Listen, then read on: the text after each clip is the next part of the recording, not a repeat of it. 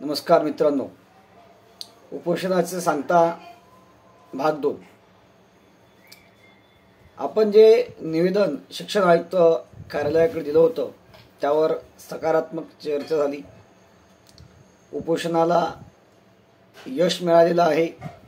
आपण ज्या मागण्या केल्या त्या मागण्या देखील पूर्ण झाल्या। मी तुम्हाला वारंवार सांगत होतो की माजी सैनिक रूपांतरण यादी ही 50% मागासवर्गीय पद कपात सुरू करण्यासाठी अत्यंत आवश्यक होती आहे आणि राहणार। कोर्टाचा उचित निकाल आल्यानंतर मागासवर्गीय 50% पद कपात हे आपल्याला सहजासहजी मिळणार नाही, हे लक्षात घ्या। त्यामुळे आपल्याला तयारीत राहावं लागेल। जे पत्रक मला मिळालेलं आहे त्या पत्राचा वेळोवेळी फॉलोअप हा आपल्याला घ्यावा लागेल आणि त्यानुसारच आपल्या याद्या प्रसिद्ध होतील। म्हणून सर्व अभियोग्यधारकांना विनंती आहे की आपल्याला या परिपत्रकाचा फॉलोअप घेण्यासाठी प्रत्येक आठवड्याला कोणीतरी शिक्षण आयुक्त कार्यालयात हा गेला पाहिजे। सातत्याने पाठपुरावा करून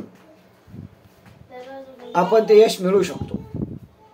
साधारणतः मी जे उपोषण केलं त्यामुळे प्रशासनाला खडबडून जाग आली आणि त्यांना जी अतिशय थंड बस्त्यात पडलेली 2017 मधील शिक्षक भरती होती त्याला काही अंशी या ठिकाणी जागृती मिळाली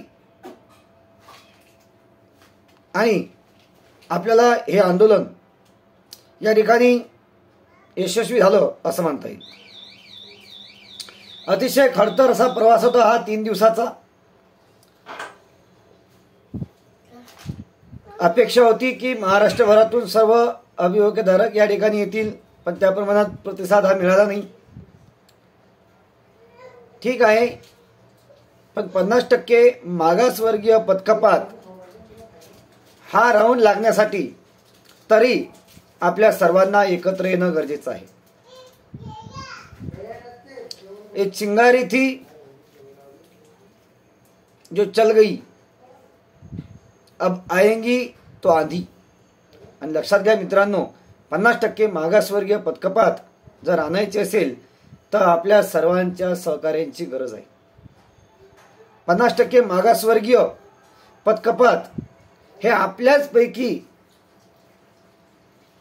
जे अभियोग्यधारक 2017च्या भरतीमध्ये होते त्यांनी जाणीवपूर्वक आपली 50% मागासवर्गीय पदकपात हे घडवून आणलेली आहे। त्यामध्ये मला कोणाची नावं घ्यायची नाही आहेत, पण असं परत होऊ नये याची खबरदारी आपल्या सर्वांना घ्यायची आहे। आणि म्हणून त्यासाठी जे काही गोपनीय गोष्टी आहेत त्या आपल्या ग्रुपच्या बाहेर जाता कामा नयेत। जे कठोर मनाचे आहेत, जे हे भरती झाली पाहिजेत नाही या मार्गाचे असतील, त्यांना आपल्या ग्रुपमध्ये स्थान नाही। 50% मागासवर्गीय पदकपात ही नियमबाह्य असून आपल्यासारख्या अनेक अभियोग्यधारकांवर हा अन्याय झालेला आहे। काही विशिष्ट अभियोग्यधारकांनी त्या ठिकाणी प्रशासनाला भाग पाडून हव्या त्या प्रमाणात त्यांच्यावर दबाव आणून त्यांनी तशा प्रकारची 2019 मधली भरती ही घडवून आणली आणि म्हणून आपल्यावर ही 50% मागासवर्गीय पदकपात होण्याची वेळ आली। अजूनही वेळ गेलेली नाही, आपल्याकडं अजूनही वेळ आहे। 50% पदकपात ही लवकरात होण्यासाठी आपण प्रयत्न करणं गरजेचं आहे। मी वेळोवेळी आवाहन केलं की मला येऊन मिळा, सहभागी व्हा, कारण मला माहिती होतं माझी सैनिक यादी ही एकदा का लागली की 2017च्या 50% मागासवर्गीय पदकपातीला संजीवनी मिळाली. ही एक संजीवनी बुटी होती आणि ती आपल्याला वापरायची होती. आपण ती वापरली आणि यशस्वी झाली. तर अपेक्षा करतो अशाच प्रकारे आपल्याकडून सहकार्य राहील.